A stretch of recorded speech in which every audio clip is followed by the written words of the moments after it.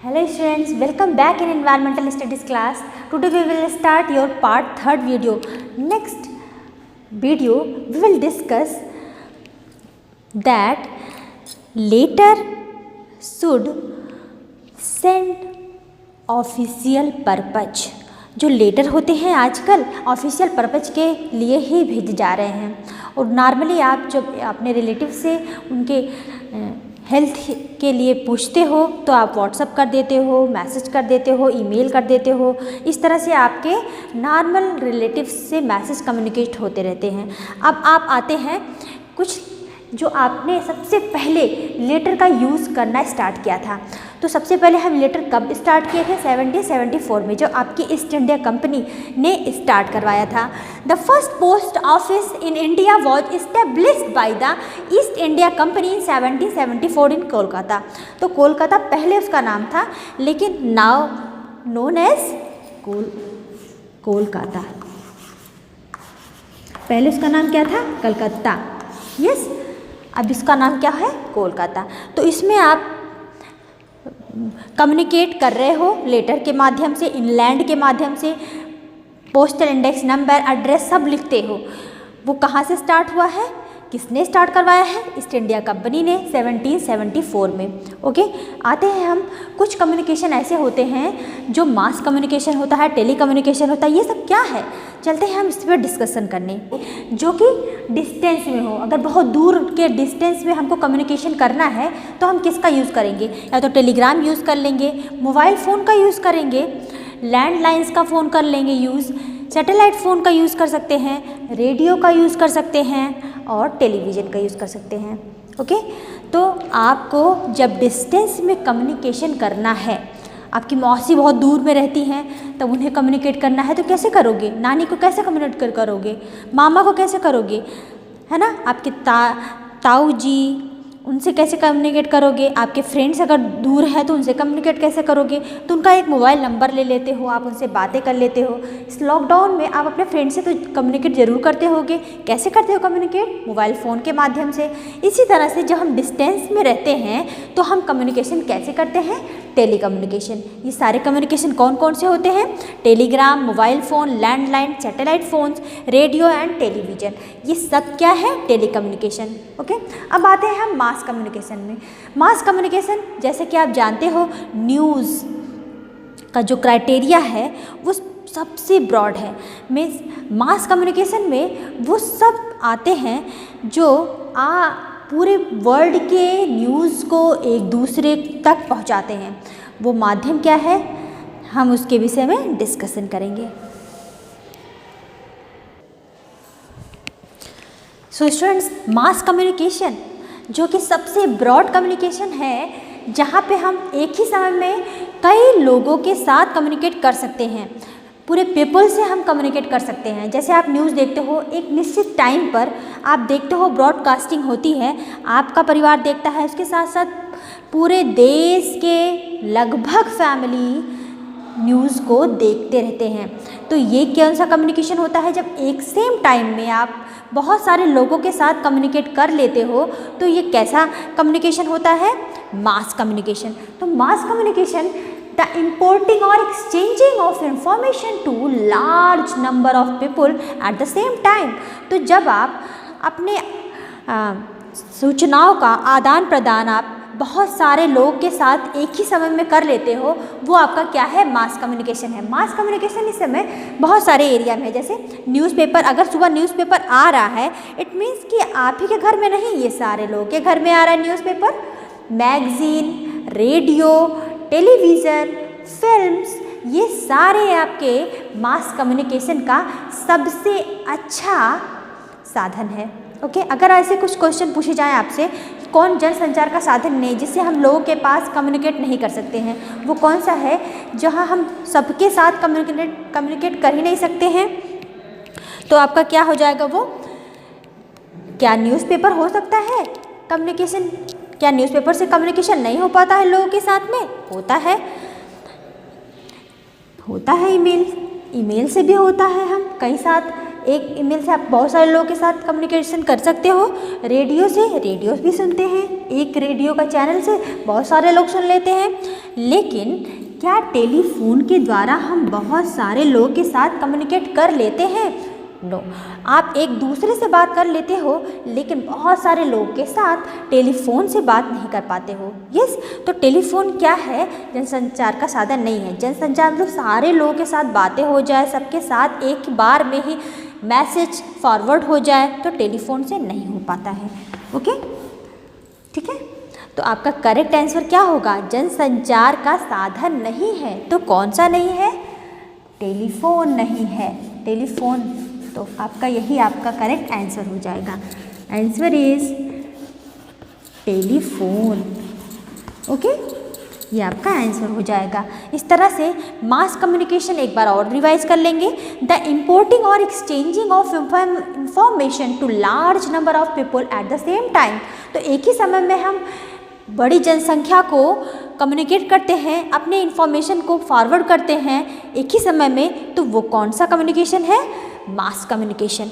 तो various means of mass communication: newspaper, magazine, radio, television and film.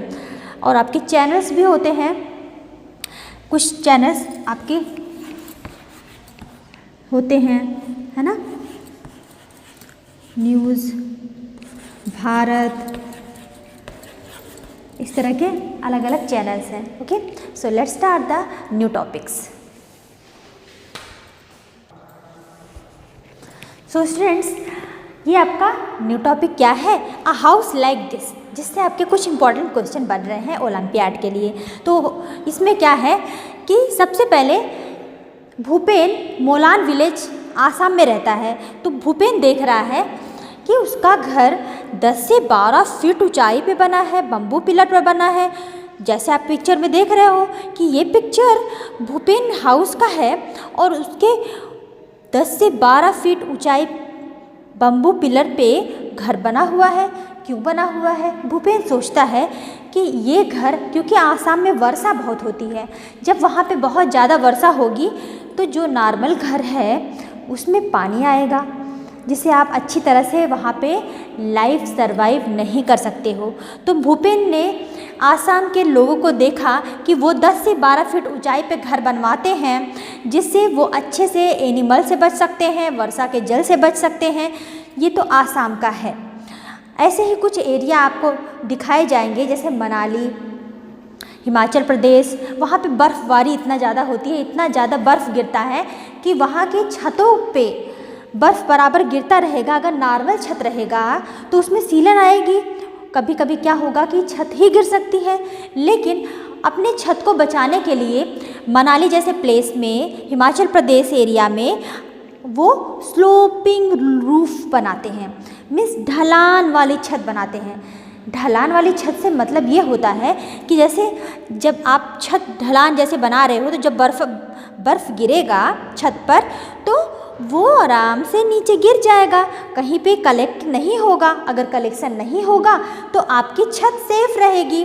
उसी तरह से जो मनाली एरिया के प्लांट्स होते हैं वो भी स्लोपिंग होते हैं। क्यों होते हैं स्लोपिंग? अगर बर्फ़ बराबर हम लोग के यहाँ जैसे मैंगो ट्री है, नीम ट्री है, अगर इस तरह के प्लांट वहाँ पे हो जाए तो क्या होगा कि बर्फ़ गिरती रहेगी, पूरे प्लांट बिल्कुल घेरे हुए हैं अपने क्राउन की तरह, तो सब आइस उसके क्राउन पे तो आ जाएगी, सारी लीफ पे आ जाएगी। धीरे धीरे क्या होगा उसमें क्या नहीं हो पाएगा? प्रकाश संश्लेषण, फोटोसिंथेसिस, जिससे प्लांट्स लीव्स फूड कलेक्ट करते हैं, वो तो हो ही नहीं पाएगा। धीरे धीरे वो सर्वाइव ही नहीं कर पाएंगे।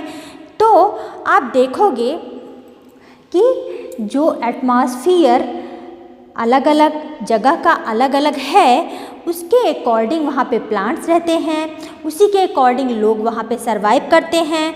जैसे आपने भूपेन का देखा, भूपेन ने अपना घर उसी के अकॉर्डिंग बना लिया, उसी तरह वो सर्वाइव कर रहे हैं। अब आते हैं मनाली में भी स्लोपिंग रूफ बना दिया उसी के अकॉर्डिंग। अगर आप बर्फ़ बराबर गिर रही है तो हमें घर भी उसी तरह बनाने पड़ेंगे। आते हैं हम राजस्थान एरिया में। तो राजस्थान में जहाँ पे बारिश बहुत कम होती है तो वहाँ पे क्या करना पड़ेगा? उनको मड से बने हुए घर बनाने पड़ेंगे। जिससे वो अंदर से कूल रहे। बाहर गर्म है तो क्या हुआ, बाहर की गर्मी अंदर ज़्यादा देर तक रुक नहीं सकती है, वैसे अंदर की कूलनेस बाहर जा नहीं सकती है। तो मड के बने हुए घर लोगों को गर्मी से बचाते हैं। इग्लू होम बनाते हैं, हाउस लाइक दिस में इग्लू होम भी बनाते हैं। जो एस्किमोज हैं वो कैसे रहेंगे वहाँ पर, अगर इग्लू बना लेते हैं, क्योंकि वो डोम शेप्ड होता है, इग्लू डोम शेप्ड होने के नाते वहाँ पे वो ईज़िली सर्वाइव कर सकते हैं, क्योंकि अंदर का जो टेम्परेचर है वो बाहर जा नहीं सकता है, बाहर का टेम्परेचर अंदर आ नहीं सकता है, तो टोटली रेजिस्टेंस हो जाता है वहाँ पर। अब आराम से लोग सरवाइव कर पा रहे हैं। तो ये है आपके घरों की कहानी कि किस एरिया में किस तरह के घर बने होते हैं, किस तरह से वहाँ पे लोग सरवाइव करते हैं। तो आते हैं सबसे पहले हम भूपेन हाउस में। ओके, सो स्टूडेंट्स, आप भूपेन का घर देख रहे हो कैसा है, वो आसाम में बना हुआ है। भूपेन कम फ्रॉम मोलान विलेज, तो भूपेन मोलान विलेज जो कि आसाम का एरिया है वहाँ पे रहता है। It rains heavily in Assam, hence are made almost 10 to 12 feet above the ground से 10 से 12 फीट ऊंचाई पे उनका घर बना होता है, जिससे वो एनिमल से भी अपने आप को सरवाइव कर सकते हैं, है ना, सेव कर सकते हैं, प्रोटेक्ट कर सकते हैं। Houses are made on bamboo pillar to prevent the entries of water in room. तो जब 10 से 12 फीट ऊंचाई पे बने होंगे घर, तो उनके घर में ईजिली वाटर जो इतना ज़्यादा बरस रहा है वो तो एंटर कर नहीं पाएगा। वो पानी से अपने घरों को बचा सकते हैं, अपने आप को जो खतरनाक जानवर हैं उनसे भी सेव कर सकते हैं। Roof of the houses are slant or slopy, so the water don't get collected on the roof। तो जैसे आप मनाली में भी देख रहे हो स्लोपिंग रूफ बना हुआ है, वैसे आसाम में भी स्लोपिंग रूफ बनाना ही पड़ता है कि अगर यहाँ पे वर्षा ज़्यादा हो जाए, बहुत ज़्यादा हो जाए, तो हम लोग का जो प्लेन रूफ है उस पर तो बहुत ज़्यादा वर्षा के नाते पानी कलेक्ट हो जाएगा, धीरे धीरे वहाँ की जो रूफ है वो गिरने लगेगी। ये हमारे लिए अच्छा नहीं है ना। तो आसाम में मोलान विलेज के लोगों ने ये सोचा है कि वो जो छत बनाएंगे वो स्लोपिंग रूफ रहेगा, जिससे वाटर जो कलेक्ट हो, बहुत कम चांस हो वाटर कलेक्शन का, और वाटर इजीली पास होता रहेगा, गिरता रहेगा। तो अपने रूफ को बचा लेंगे, अपने घर को बचा लेंगे, और 10 to 12 फीट ऊंचा बनाने के बाद वो अपने आप को भी सेव रख पाएंगे वाटर की एंट्री से और एनिमल की खतरनाक आवाज़ से, जानवर जो खा लेते हैं उनसे भी अपने आप को बचा सकते हैं। तो आप देखोगे कि जब 10 से 12 फीट ऊंचाई पे किसी का घर बना होगा, तो नॉर्मली क्या हम ऐसे चल के घर पे जा सकते हैं? नहीं जा सकते हैं। उसके लिए हमें किस चीज़ की ज़रूरत पड़ती है? लैडर की। तो हम लैडर की सहायता से ही उनके अपने घरों में जाते हैं। तो आपके घर अगर इतने ऊंचाई पे बने होंगे तो आप कैसे घरों में जाओगे? आप नॉर्मली ऐसे पैदल चल के तो अपने घरों में नहीं जाओगे, आपको सबसे ज़्यादा किसी ज़रूरत पड़ेगी? लैडर की। तो लैडर का यूज़ करके हम अपने घरों में एंटर कर लेंगे। ओके, तो आते हैं हम आपको कुछ लैडर के विषय में बता देते हैं आपको। तो बच्चों, आप देख रहे हो कि लैडर का यूज़ करके हम अपने घरों में जा रहे हैं, और लैडर पे जानवर तो चढ़ेंगे नहीं, तो जानवर से भी बचाव कर लेंगे अपने घरों को। अगर ऊंचाई पे घर बनाएंगे लैडर लगा देंगे, लेकिन रात में लैडर वैसे नहीं छोड़ देना है, लैडर को उसे हटा लेना है, अपने घर में रख देना है। फिर जब हमें नीचे उतरना है तो लैडर लगा देना, नहीं तो कहीं वाइल्ड एनिमल भी चढ़ने लगे तो people use the ladder to climb in the house and at night the ladder are removed to prevent the entry of wild animals। Okay, तो जब हमें अपने घरों से नीचे उतरना है या चढ़ना है तो हम अपने लैडर का यूज़ कर लेंगे, लेकिन फिर हटा देंगे, नहीं तो वाइल्ड एनिमल भी अपने लैडर के यूज़ करके चढ़ने लगेंगे तो हमें खतरा हो जाएगा। तो लैडर का यूज़ करेंगे, अपने घरों को बचाएंगे। और हम क्या स्टडी करेंगे अब? राजस्थान के घरों के विषय में। तो मिलते हैं नेक्स्ट वीडियो में। Thank you, have a great day. Okay.